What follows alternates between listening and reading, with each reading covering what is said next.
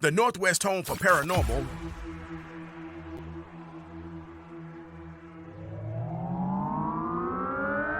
You're listening to U.S. Phenomenon with your host, Mario Magana.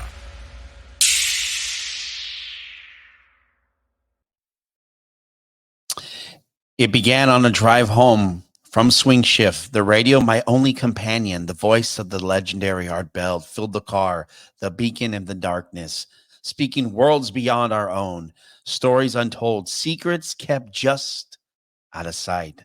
That voice ignited a spark within me, a drive to seek the truth and explore the phenomenon that lies just beyond the edge of reason. From the whispers of the paranormal to the echoes of the unknown, my quest began. So join me, fellow night travelers, as we continue the journey and delve into the enigmas of the night and uncovering of the mysteries that await us. This is U.S. Phenomenon, where the search for answers never ends and the adventure is just beginning. Tonight, we're going to go deep in the woods. Deep in the woods. We talk about legendary. We did a show recently. We did an anniversary show about Mount St. Helens, but I thought it would be only fitting to bring on someone who has written a phenomenal book. It is my pleasure to welcome Roxanne. Now, Roxanne, welcome to U.S. Phenomenon. This is incredible. Now, you wrote a book, not a children's book. This is a book for teens. Is that right? It's for middle grade and teens. I have actually two casts. So there's sort of a younger cast and an older cast. So it will apply to a much larger audience. But yeah, it's middle grade fantasy, young adult fantasy. And what got you into writing this? It's a novel, right? It's a book. I mean, it is a novel, yes. What made you decide to get into this allure Sasquatch avenue? What made you go down this road? So I've always been fascinated with the Sasquatch. I grew up learning, well, actually, when I was a small child, we talked about Sasquatches. I never knew they were called Bigfoot until I actually moved to Pacific Northwest. So I grew up in New Jersey, and yeah, Sasquatches are always been fascinating to me. There's a ton of folklore around it. I watched there's a Roger Patterson, Robert Gilman film that was filmed, I think it was filmed in 1967. And it was filmed in Northern California. And it just blew me away because it's this grainy black and white footage of this Sasquatch walking in the woods. And I just thought, wow, this is amazing. And so that was sort of the inspiration for the book. And when you said you were on the East Coast, right? And yep. And the East Coast had a different, I mean, you've always known it as Sasquatch and didn't know it was the second name as, Bigfoot. Growing up, were there stories of Sasquatch on the East Coast for you guys? Yeah, there's so many names for Sasquatch. People call it Yeti, Yahweh, Tek. I've heard skunk ape, wild man. There's, some people even say the abominable snow monster is a Sasquatch. So, but all these tales and folklore have this idea of this large ape-like creature that is a biped that walks on 2 feet. That has much larger proportions than a man. So it's more around 6'8" feet to about 7'10", and then has much larger feet and just kind of walks around in the woods and is hard to capture in terms of sightings, video, photography. No scientist has actually trapped one. Yeah, and it's illegal to kill one in the state of Washington. Did you know? Yeah, I did. There's different counties have different, I think there's and I forget the name of it. I actually put it in my book and I'm surprised I forget the name, but I think it's Skagit County. One of the counties has a $250,000 penalty if you actually harm a Sasquatch. But yeah, and I know that penalties. People, right. Go ahead. And I know that people who listen to this radio show and watch the podcast and whatnot, they're like, you always cover Bigfoot and Sasquatch. And look, I mean, It's my thing. Okay. It is my thing. I am very fascinated by it. We all should be fascinated by the Bigfoot, the Sasquatch. Um, I got to tell you, it's interesting that you were able to come up with, no, without giving too much away. eh, eh, When you decided to write this novel, Hmm. decide to go out and do research? Did you go out boots Yeah, on ground and do hiking? What I was the did. inspiration? Okay. So this is a cute story. I was actually in a seminar, and they had us write this writing prompt. And I'm like, I don't want to write that writing prompt. That's boring. I'm going to work on my Sasquatch book. And I wrote this scene with the main character, Connor, seeing the Sasquatch for the first time. And so that was, again, another reason where I decided I need to find a place in the Pacific Northwest. I live in the Pacific Northwest right now. I need to find a campground. So I pulled up maps on the internet and Google Maps, and I was just looking for a campsite with a river and a bridge and somewhere, close to Seattle. And I found this amazing campsite called Money Creek. And so I grabbed my family and we drove out there and we walked around the property and we took hundreds of pictures. And I decided this is it. This is exactly what I'm looking for. I need a campsite, a campground near a river with a bridge. Okay, so here's the funny story. On the way home, we decide to stop for some coffee. And there's this Sasquatch coffee place. We pull in, there's this giant Sasquatch, and it was the Sasquatch. Yes. So you know where I'm going with this story. So it's the giant Harry from Harry and the Hendersons. And apparently, and I did not know this at the time, that right around the area where I'm telling my story is right where they filmed Harry and the Hendersons. And I had no idea. It was just sheer coincidence. It like destiny, not sheer coincidence, destiny for you. Very much destiny. It's interesting because when you talk about Bigfoot, Sasquatch, the people that go out, do research, the people that have had encounters, that have shared their encounters, it's been a year since we had a Bigfoot Sasquatch conference in Berkeley, in the shadow of Mount Rainier. We had a full panelist. The stories that were being told at this event, which is still on the website, or you can go to my YouTube page and watch, On Air Mario USA. Some of these guys who are military guys out here hunting know what deer and bear look like, and they were blown away. The guy said, I'm a big dude. He's like, I don't get scared by anything. And what I saw was not a bear. This thing moved and was so quick. When it finally saw him from the ridge, grabbed the branch and took off. He said, and his story and his reaction was so on point in regards to it gave me chills to hear a story. And his truth is his truth. And I was like, there's no way this guy's making this story up. You could hear his voice shaking. Like, not like he was flying. He like, you could hear the terror in his own voice. It was just awe-inspiring. Like, oh, this guy's for real. And when people talk about this elusive creature, this bipedal thing, people don't want to share their stories because they're afraid they're going to get made fun of. And I know it's become more pop culture now, but no, go ahead. I thought you were going to say something. I was just going to say, I think there's this underground network of people that believe in Sasquatches. And so if you find a kindred spirit, you'll share your story. But yeah, I have run across that. I've met people that have actually seen Sasquatches and begged them to tell me their stories. And a lot of them were very hesitant to share. I did get 2 stories told to me. But yeah, a lot of people were just too concerned I would laugh at them or not believe them. And I think that it's a personal thing. So yeah, I agree. Let's go back to the story, your novel that you wrote. Let's talk about the adventures about this unknown creature. But let's talk about the main character in this book. How did this Mhm. character come up? Is this character an inspiration of someone in your life?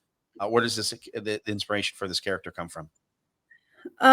No, he just came out of my head, which sounds strange. Writers are strange people. We invent characters and give them personalities, and in a strange way, they start talking to us even when we're trying to sleep. So Connor is the main character. He's about 13, and he has a younger sister, Penny, who's 10. And once I started putting them down on the page, they kept talking to me, saying, "No, say this. No, tell them this, tell them this."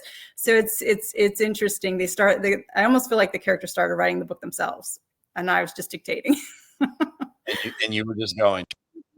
I was just in the flow. Your book is available on Amazon, I saw, and we'll have a link posted within the YouTube channel if you're watching, or we'll have it in the podcast. Well,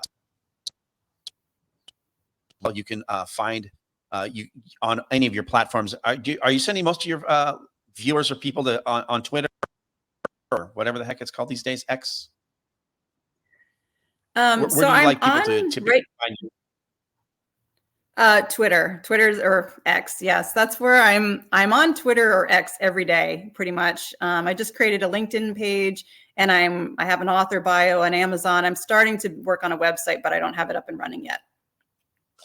Isn't that it's always the thing. You got to have a website up. You got to, um, it's a lot. It's a lot to process. But going back to the different characters, is there something in the novel that for someone who may be interested, maybe someone's not interested in Sasquatch or Bigfoot, this becomes an easy read for middle-aged kids, for Yeah. young adults in the fantasy world?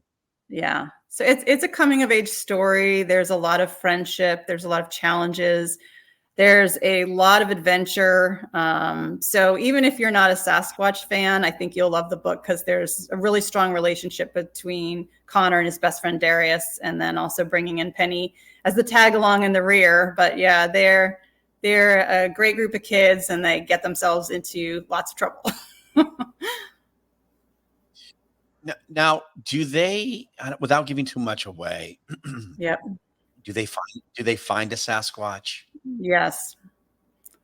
So Ooh. I'll just share the premise. They go camping. Connor loses his dog in the woods, and that's why they have to keep going back to the woods, is to find their missing puppy.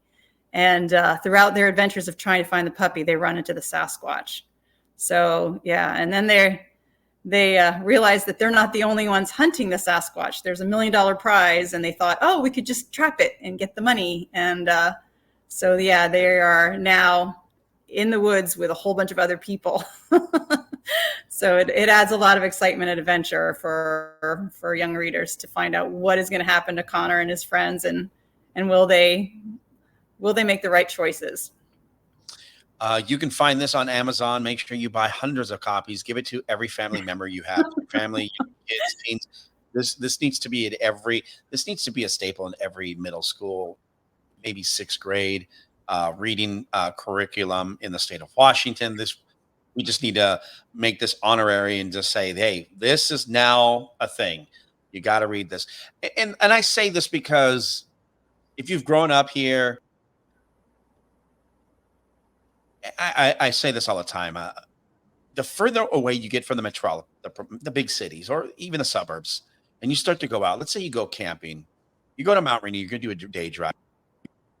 You go up to, well, you can't anymore. You got to make a reservation, but you're going to go somewhere. The further out you get away from the city, the more you start to find cool little things. You're going to find a cool ice cream shop. But inside that ice cream shop, you're going to find knickknacks and rocks and, agates and all different things. You're going to put a little bag together, and you're going to put your little agates and rocks and stuff. And then around the corner, you see a book. And around the corner, you see these different little things. And then you see a sticker. And then you see the Sasquatch stuffed animal. And then you see the pillow, because I have it in the house now. It's all over the place the further you get away from the city. you find a Bigfoot thing, you see stickers, and I know that the city of Seattle, it's become more of a thing where you'll find the different carved Sasquatches and stickers and trinkets and things of that nature within the city. But yeah, I think it was more of a like the state parks or the national parks. You started to see the little mom and pop shop, the ice cream, the gas stations, the pizzerias, and the things of that nature as you were going out to grab some food, because there's nothing out there.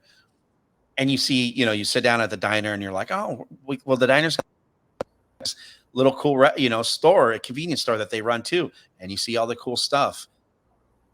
Your book's got to be in these stores. I mean, it's a pillow, a book. If there's one thing I would say, it's got to be there. But what was the time premise for you to get this thing done? Was this like an overnight thing for you, or did this take several years for you from start to finish to put this project together? Well, I started writing this book over COVID. So I think it gave me some time to write the book and to really think about it, and then do some traveling in the woods, take my family out, get out into the woods, get out of the house. But it took a good year to write. And then I also worked with an amazing illustrator, Jay Pears, to do the cover art, the frontispiece in the front of the book. And then there's little pen and ink drawings at each chapter head. So it took about a year to write the book and work with the illustrator. And then it took about a year to edit the book, get it professionally edited, and then about a year to publish it. So from start to finish, it's taken about 3 years, which seems like a long time, but I didn't know the publishing process would take as long as it did. But it's been an education. And now I think for my next book, things will go a lot faster. Would you say you would recommend for those of the family adventure as we get into the beginning of, not the official summer, but, now that Memorial Day has passed, would you say that Money Creek Campground was a fun adventure for you and your family? It was very fun. Yeah, it's a great park. There's a bunch of cute little towns on the way, little diners, mom and pop shops where you can go get, some great pie. There's a bunch of places to go get espresso. It's a beautiful drive, just a gorgeous drive going out into the mountains and just, spending time in the wilderness. It's amazing. I will say, if you're on your way and you're heading east, the Sultan Bakery is a hidden gem. Now, I like to leave early in the morning because this is how I do this, and my daughter hates me for it. But we're like, we leave early. Well, early, late for me, early for her, 7, whatever, to get to Sultan Bakery so we can have the breakfast sandwich. The breakfast sandwich, and they're not plugging and paying for this. But if you're looking for the best breakfast sandwich, don't even stop at Mickey D's. Go to the Sultan Bakery, get buttermilk bar, get yourself a nice cold glass of something, milk or whatever you drink, get the coffee, and then get the breakfast sandwich. I'm telling you, that thing is amazing. The bread sinks in your mouth. They bake the bread fresh there. I mean, it is, and it's huge. The breakfast sandwich would be for one big sandwich. I'm laughing because we did stop on the way out there and go to the Sultan Bakery. It is fantastic. That drive is something that is just, it's a beautiful country. It's like you get out there and it's just nice. It's great. You have that air, the fresh air. You can hear the creek and the rivers going by. Life changes up there. Mm-hmm. Now, there are other phenomena that are up there that no one talks about. They're on other podcasts. We're not going to talk about them on this one today, but there are other phenomena that have happened up there in that area. So it's interesting that you were able to premise this in that area for your inspiration for writing this book. Was there something about the area that took to you in the writing process where you're like, oh yeah, this is perfect for this? That was just like, hey, this area needs to shine. What was it about the area that just felt like you didn't need to go to other campgrounds that you just, boom, this was the spot? Did you go to other ones? I didn't, and I should have, but we fell in love with the spot. My daughter loved it. My husband loved it. We walked around for hours. We took hundreds of photos. You walked in and there's this canopy of green trees. There's moss hanging on the trees. It looked like green tinsel kind of hanging down. And, it was just so lovely. The bottom of the forest bed was just littered with leaf litter, and you just crunch under your feet. It was just beautiful. And then there's this river, the Skykomish River, right next door or right nearby the campground that just was perfect for one of the scenes in the book. So there's sort of a dangerous scene crossing the river. It just spoke to me, and everything I was thinking in my head that I needed for this campground, it was there plus more. So I just felt like it was the perfect spot, and, taking hundreds and hundreds and hundreds of photos, which was, I couldn't soak it up enough. But it was just lovely. And I just really, really appreciated, being in the beauty of nature and knowing that this was the spot where the book needed to take place. I got to ask you, have you been back since? I haven't, and I've been begging my husband and daughter to go back. I actually asked them, I think like 2 weeks ago, let's go back. And they're like, we don't want to go. Like, they're so busy right now. But yeah, definitely we will make another trip because it's gorgeous. It's funny when we talk about this, and we're working with somebody, but and this is for something else, but camping is not the same anymore. Like back in the day, you go camping, and it's a thing. It's like, it's a process. Yeah. I feel like camping now is more of an inconvenience, and it's like, it's almost like self-torture to me. It's like, my back hurts. I'm like, it's not the same as when I was like 10 years old. It was like, yeah, it's fine. Now it's like, oh my God, I wake up. But when I camp, I don't really venture far. It's like, okay, I'll do my thing, but I'm like, I got my food, I'm cooking, I got the tunes on. I'm sure everyone's all upset. My music's blaring. I'm playing a little something for everyone. You got some R&B, some rap, some 70s, some 80s. This is everything. Makes everyone upset. But we live in a day and age where sometimes it is hard to go back out to these areas, as you're saying, and life just continues to move by very rapidly. And hopefully you guys will get a chance to go back, and maybe you'll further the adventure to Leavenworth or some of the other Lake Wenatchee, also further past, I think, your point, where you guys camp, but another great location, maybe for another book. But and maybe this will inspire for another book, for maybe a UFO sighting. Who knows? Oh, interesting. Yeah.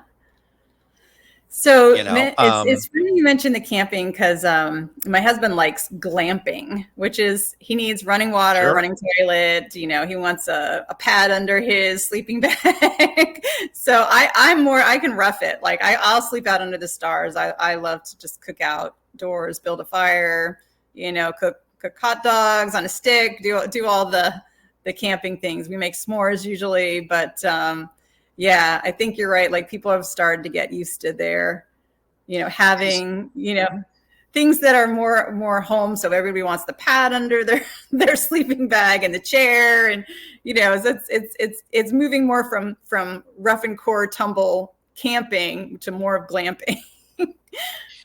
I'm trying to look for this place that it's very much going to be a glamping location, which is more towards Mount Rainier area. I'm trying to remember, and I'm looking through my phone frantically for this location. Unfortunately, I can't come up with it. But these guys have these yurts where it's got the hot tub on the deck, and it's like they got the TV in there. They got a personal shower with the massage, the shower heads on it. And they're going to be a sponsor of the radio show. But we just been so busy. I was trying to find it to share with you, but oh my God, it's by Mount Rainier. But the problem is now, if you go glamping, you got to have a reservation to get to the national park. Yeah, you can't just show up. Or it's like, do you have an appointment to be here at the national park? And that's what's unfortunate. It's in this day and age. But that just means that a lot of people are interested in doing these day hikes. And I'm with your husband. I think the older we get as men, sometimes we need a little kind of like can be kind of like soft a little bit. It's like we don't get that whole like, yeah, we're like, it's nice. You got the bed. You like, you got to wake up. Like camping's like working still. You still got to do all this stuff. So Yeah. I definitely think that. Going back to the book, characters, do they just basically stay in this one area, or do they venture? Like, do they go No, home?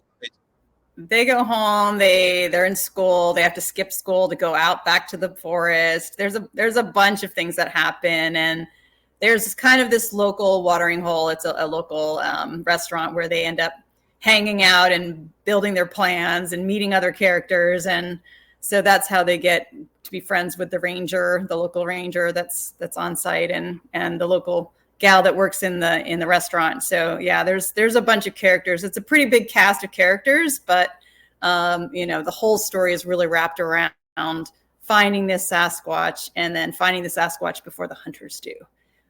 So yeah, you have to read the book to find out what choices these young kids make, because not all the choices are easy. Sometimes Sure. it's, choice between a difficult choice and a hard choice. Now, did you ever grow up watching Harry and the Hendersons? I didn't.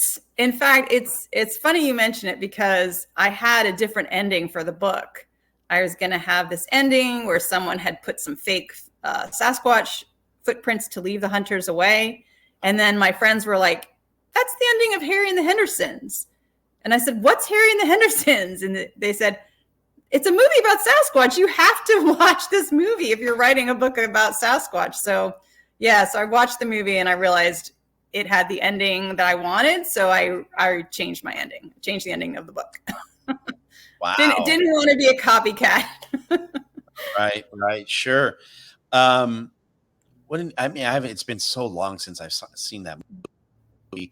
But if you get a chance, go watch it. Again, your book is available on Amazon.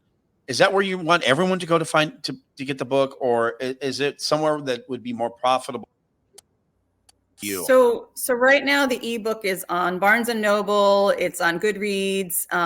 It's on Instagram, and then the book itself is on Amazon. The ebook is on Amazon. The hardcover is on Amazon, and the audiobook is on Amazon. And so I'm working to get the paperback, hardcover, and audiobook moved to different platforms. The ebook is everywhere because that's the first thing that I released. And so you can find that in multiple platforms. But if you want to actually have a hardcover or a paperback book, you'd have to get it on Amazon today. But again, my plan is to spread the wealth, move, have other options for people to purchase the book. Well, we'll have them all linked on the website, the podcast, via the YouTube channel, or if you're listening on the podcast, we'll link all the stuff below. What's parting ways with you this evening? I say afternoon, well, it's really night, but is there one thing that you took away when you wrote this book, as you that you became more, maybe your senses became more heightened as you did your day-to-day activities of maybe seeing different things with your research? You feel like maybe you've had, or do you feel like you're more keen to look and see something out in the woods? Maybe you've gone for a day hike, or maybe you've had an adventure and maybe you've seen some sticks, or you saw a big something like a footprint. Obviously, if you did, you'd have it in the book, or you'd have some type of evidence. Obviously, you don't leave that behind. But do you feel like your senses are heightened because of this book? Yes, definitely. So you mentioned the footprint. I was actually in one of those, boutique-y kind of stores out near the Oregon coast. And there was a full Sasquatch print that somebody had taken and made a plaster cast. And it was kind of expensive. And I kept thinking I wanted to buy it, but it was so realistic looking. And I'm like, how did they make this? How did they, did they actually find this print? And there was all this documentation saying they had actually found it in the woods. But yeah, whenever I go camping, I'm always looking for things. In folklore, they say Sasquatches do a number of things. And so I'm always on the search. So they'll stack a bunch of rocks on top of each other. If you see a bunch of rocks stacked on top, chances are it could have been a non-human that did that. And then the other thing they'll do is they'll rip trees out and put them upside down so that their roots are kind of up. And that if you see that, that's a warning. That is saying, this is our territory, go away. So that is Sasquatch is basically telling you, don't come in this area. So yeah, I keep looking for that to see if any trees have been uprooted and flipped upside down. But yeah, I think when you start to really think about all the folklore that's been out there on Sasquatches and all the people that have seen them or had sightings of a Sasquatch, who's to say that they aren't real? Who's to say that they aren't out there? Maybe we just haven't had a chance to catch one yet, right? There are, in the Amazon, they're always finding new fish. They'll go into these areas and they're always finding new species that no one has ever discovered before. So who's to say that, out of the hundreds of millions of acres that we have, that there aren't creatures lurking in the woods that we have not discovered yet? This is true. When I think about the elusive bipedal ape that looks like nothing we've ever seen before, I will say this, and I say it all the time on the show, and I have said it on past shows. It to me, I want my Sasquatch to be indigenous to the planet. So, and when people ask, "Oh, why haven't we found one?" Like the remains, think about this. You don't find anything in the forest. It's gone. Mother Nature will decompose of it right away. It takes or time. Other animals eat it. Sure. That is correct. That is very true. So if that's the case, they do their thing. And I always have to remind people, because you talked about this earlier about how you guys were camping, the creek, the rivers. I always have to be mindful. We are now in the season where people are putting their toes and feet in water that are much colder. This is a warning. We are still in the early stages of warmer weather, so be very cautious as you get in these lakes, streams, and rivers. The water can look calm, but it can take you, if you're in a river, the water might be very cold and may shock you, and you need to be protected. Please wear your life protection while you're out on the waters. That is my PSA for everyone. Look, I've lived here my entire life. I know that that water can be very chilling and can do some very damaging things. So if you're out playing by the rivers, please be mindful, and please, be mindful not to go too far so you don't get taken by the current. That being said, man, I'm excited. I'm actually going to go download the audiobook because like most people, I have to consume that stuff very quickly so that I can continue moving on to the next item in life. Not because, time is very limited, and I know that everyone is like this, but to me, I'm very excited for you in this book. It sounds fantastic. I'm excited to read it, to listen to it. If there's anything that I could say, I hope that everyone buys this book for their younger, maybe for a family member. Buy it for a friend. Buy it for some kid. Just buy the book and give it to somebody. If you're out here listening and you're driving home from work or doing errands, or maybe you're traveling from a campsite or something on the show, just go out, buy the book. We'll have it all linked on the website. Go to my website, onairmario.com. The links are available on your, I can't say website, but on your Twitter handle, which is posted. Any parting words before you leave? Yeah, I think you've touched on a lot of great things about Sasquatches. I think the one thing that we should be careful of is that they are an endangered species. And if you do come across one, they could be potentially violent. So you shouldn't approach them or, just because you want to take a picture or something like that. You should be very careful of wild creatures in the woods. They are called animals for a reason. Hold on, let me get a selfie of us with the Sasquatch. Yeah. Please be mindful. We don't know enough about them to know how they would respond. You may be the first person that has ever said that in any of my broadcasts. to say be mindful and be careful of the Sasquatch. I think everyone is like, get it on film, get it on film. I get a lot of people asking, "Oh, when are you going to go out for an adventure?" I'm like, I don't have time. Got to record. We got to do these shows. Got to wrap. Got to get these things dialed out. Got to do these shows. So maybe the summer we'll have more of that. And when we do our U.S. Phenomenon live show, we'd love to have you come out and hang out if it aligns with your schedule. We'd love to have you come out to talk about the book again. U.S. Phenomenon live show, which will be available. Make sure you register on my website. Go to onairmario.com. Click on the link to register because it is going to sell out, but it's going to be a fun event of all ages. Kids will be able to hang out in this location that we're trying to secure. So we look forward to that. Again, Roxanne, thank you so much for coming out to share your book, which is available on many platforms. Sasquatch, it's a fantasy novel, but that is the title, just Sasquatch, right? Sasquatch is the title, just Sasquatch. Yep. So easy to search. We'll have it all linked in the podcast. YouTube, the YouTube stream as well. Again, thank you so much for coming to hang out with us this evening. And as I always like to say, be sure to look up at the sky because you never know what you might see. Good night. Good night. Thank you.